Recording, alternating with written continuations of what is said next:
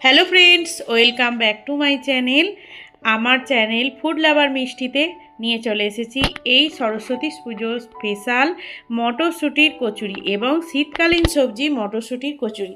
আশা করি বাঙালিরা সবাই ভালোবাসেন, খুবই ভালোবাসেন মটরশুঁটির কচুরি। আর এরকম সুন্দর ছোট আলুর দম, আহা হা, জমে পুরো ক্ষীর। তো চলুন রেসিপিটা শুরু করা যাক। গ্যাসে বসিয়ে দিয়েছি একটি কড়াই, তার মধ্যে দিয়ে দিলাম জল। তো জলে আমি শুধুমাত্র জাস্ট 2 মিনিটের জন্য মটরশুঁটিটা ফুটিয়ে নেব। একদম পুরোপুরি বয়েল করব না, আপনারা এটা কাঁচাও করতে পারেন, তার টেস্টও খুব সুন্দর হবে আশা করি। আর আমি এটা জাস্ট 2 মিনিটের জন্য একটু সামান্য নুন দিলাম। নুন দিয়ে দেখুন এটা ফুটে উঠেছে। ফুটে ওঠার পর আমি এটাকে ছেঁকে নেব। আর বেশিক্ষণ একদমই করব না, যাতে রঙটা না চেঞ্জ হয়ে যায়। বেশ সুন্দর টেস্ট হবে কিন্তু। আর কাঁচাও আপনারা করে দেখতে পারেন, সেটাও সুন্দর টেস্ট হবে। আমি এটা ছাঁকনির সাহায্যে একটা বাটিতে তুলে নিলাম। এবার এটা আমি মিক্সিং জারে দিয়ে একটা সুন্দর বেশ পেস্ট করে নেব। পেস্টটা কিন্তু খুব একটা মিহি করবেন না, যতটা পারবেন বেশ একটু দানা দানা যাতে থাকে সেরকম পেস্ট করবেন। তো যেহেতু এটা পুরোপুরি নিরামিষ রেসিপি, আমি এর মধ্যে 2 ইঞ্চি মতো আদা দিলাম। আর ঝালটা আপনারা আপনাদের মতন করে দেবেন। যদি মনে করেন যে একটু বেশি ঝাল ঝাল খাবেন, তাহলে একটু ঝাল দেবেন, না হলে কোনো প্রয়োজন নেই। তো আমি 4টে মতো কাঁচা লঙ্কা দিয়েছি। কড়াইতে দিয়ে দিলাম 2 থেকে 3 চামচ মতো তেল। আমি সাদা তেল ব্যবহার করেছি, আপনাদের মনে হলে সর্ষের তেলও ব্যবহার করতে পারেন। তবে যেহেতু এটা কচুরি, তাই আমার মনে হয় সাদা তেল ব্যবহার করাটাই খুব ভালো হবে। তেলটা গরম মানে কাঁচা অবস্থাতেই আমি ওর মধ্যে দিয়ে দিলাম কালো জিরে, জোয়ান আর হিং। হিং এবং জোয়ান এই দুটো জিনিস কিন্তু কোনোভাবেই মিক্স করা যাবে না, তাহলে কচুরির টেস্ট দ্বিগুণ হবে। আর না হলে তার মধ্যে যে একটা সুন্দর সেন্ট, সেই সেন্টটা কিন্তু আসবে না। এরপরে আমি মটরশুঁটির পেস্ট দিয়ে দিচ্ছি এর মধ্যে। দিয়ে ভালো করে নাড়াচাড়া করে এটাকে ভালো করে সুন্দর করে একদম শুকনো একটা ডো করে নিতে হবে। এর মধ্যে এবার নুন, চিনি আর খুব অল্প পরিমাণ হলুদ। আর আমি এটা দিলাম হচ্ছে চাট মশলা। চাট মশলাটা যে কোনো তরকারিতে দিলেই না তার টেস্ট একটা আলাদাই গুণ বেড়ে যায়, আলাদাই মাত্রা এসে যায়।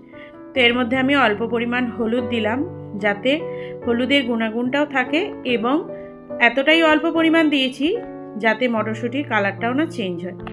তাহলে বুঝতেই পারছেন আশা করি যে আমি কতটা পরিমাণ। দেখুন হলুদ আছে বলে এতে বোঝা যাচ্ছে না, কিন্তু হলুদের যে একটা গুণ আছে সেটা কিন্তু এই কচুরির মধ্যে থাকলো।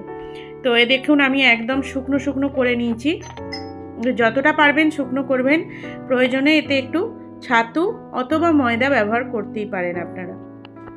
তো এখানে দিয়ে দিচ্ছি এরপর যেটা সব থেকে খুব গুরুত্বপূর্ণ জিনিস, যেটার সেন্ট, কচুরির স্বাদ এবং গন্ধ দুটোই মাত্রা বাড়িয়ে দেয়, যেটা হলো কসুরি মেথি বা কস্তুরি মেথি বা শুকনো মেথি।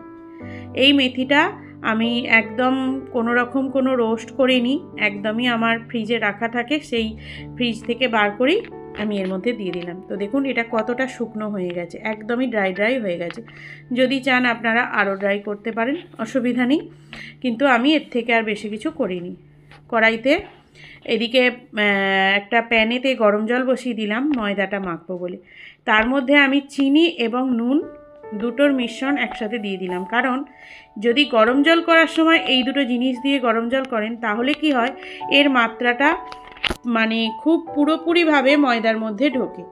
তাহলে কি হলো, ওখানে নুন চিনির দানাগুলো গোটা গোটাও রইল না, বা নুনটা কোনো জায়গায় এক জায়গায় পড়ে রইল না।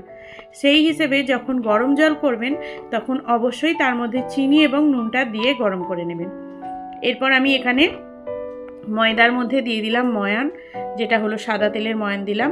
আর তার সাথে দিলাম হচ্ছে জোয়ান, একটু হাতে ক্রাশ করে নিয়ে। তো এটাকে আধা আধা ভেঙে নিয়ে দিলে কি হয়, বেশ সুন্দর একটা স্মেল ছাড়ে, কচুরির সেন্ট আরও সুন্দর বেড়ে যায়। এর মধ্যে এবার ওই গরম জলটা নিয়ে আমি ভালো করে একটা সুন্দর ডো বানিয়ে নেব।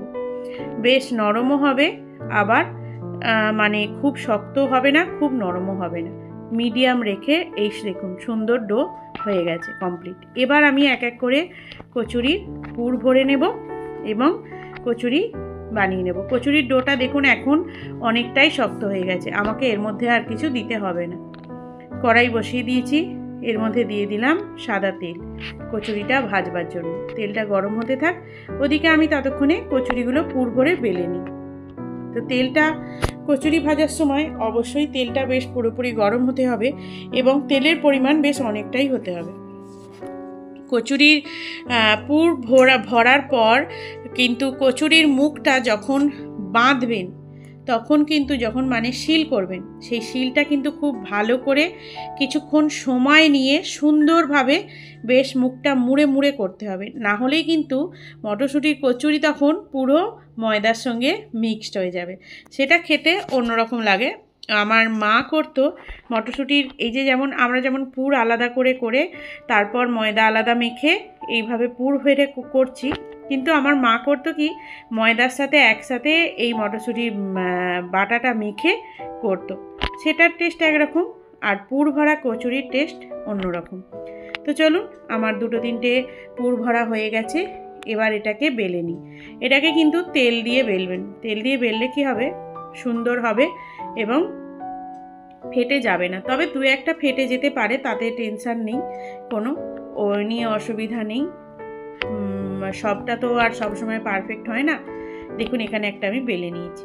তো এদিকে আমি চেক করার জন্য তেলে একটা ময়দার ছোট্ট দানা দিলাম যে তেলটা গরম হয়েছে কিনা, কিন্তু তেলটা গরম হয়নি, আর একটু হতে দিতে হবে। ততক্ষণে আমি এদিকে আর একটা বেলে নিলাম। দেখুন একটুও ফেটে বেরোয়নি, কিন্তু খুব সুন্দর বেলা হয়েছে এবং খুব সুন্দরভাবে পুরও ভরা হয়েছে। যদি পুর ভরা ঠিকঠাক হয় তাহলে কিন্তু কচুরি সুন্দর হবে, আর না হলে কিন্তু কচুরির মধ্যে যে পুর আছে সেই পুরগুলো সব বেরিয়ে আসবে।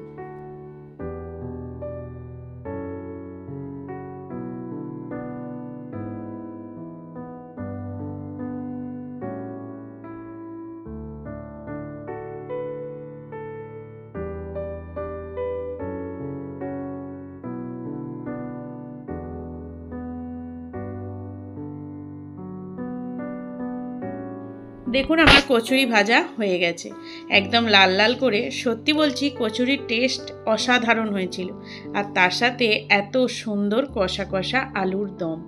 কেমন লাগলো অবশ্যই কিন্তু কমেন্ট করে জানাবেন। ভালো লেগে থাকলে লাইক করবেন, শেয়ার করবেন, সাবস্ক্রাইব না করে থাকলে সাবস্ক্রাইব করে বেল নোটিফিকেশনটা বাজিয়ে দেবেন, না হলে আমার নিত্য নতুন রেসিপির ভিডিও নোটিফিকেশন আপনাদের কাছে যাবে না।